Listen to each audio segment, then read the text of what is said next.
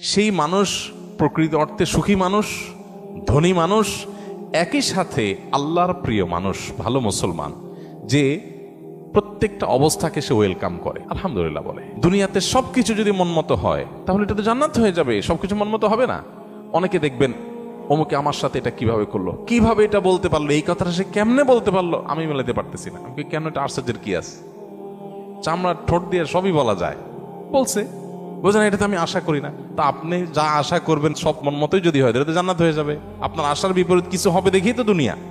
না না, সে কিভাবে এটা আমারে বলতে পারলো, আমার মাথায় ধরতেছে না, কেমনে এটা বলতে পারলো। আরে কেমনে বলতে পারলো, আমি তো বলতে পারবো আপনাকে, কোনো ব্যাপার না তো।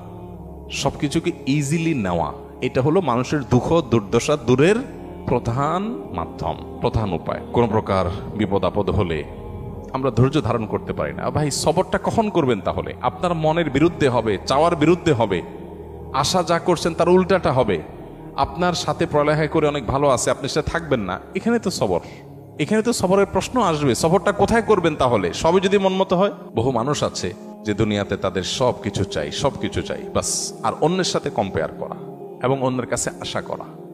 সকল অশান্তির দুইটা মূল আছে, আরেকজনের সাথে নিজেকে তুলনা করা, আরেকটা হলো আরেকজনের কাছে কি করা, আশা করা।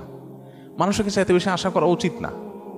স্বামী হোক, স্ত্রী হোক, ননদ হোক, দেবর হোক, শ্বশুর হোক, শ্বশুর বাড়ি হোক, এমনকি বন্ধু বান্ধব হোক। আপনার স্ত্রী, তিনি হয়তো রান্না বাড়া ভালো পারেন না, আপনার মনে দুঃখ, কিন্তু তার চরিত্রটা ভালো।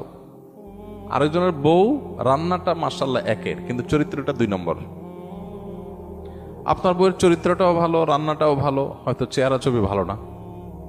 আরেকজনের বউর চেহারা ছবি অনেক সুন্দর, কিন্তু বড় বড় রোগ সে বহন করে বেড়াচ্ছে, লাখ লাখ টাকা যাচ্ছে, তার বাঁচা মরা মানে একটা ধোঁয়াশার মধ্যে আছে।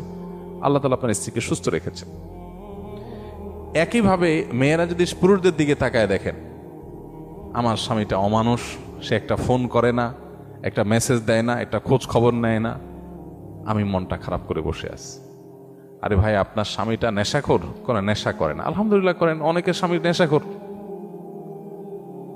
স্বামী অনেক খোঁজ খবর নেয়, অনেক কেয়ারি, কিন্তু নেশাখোর।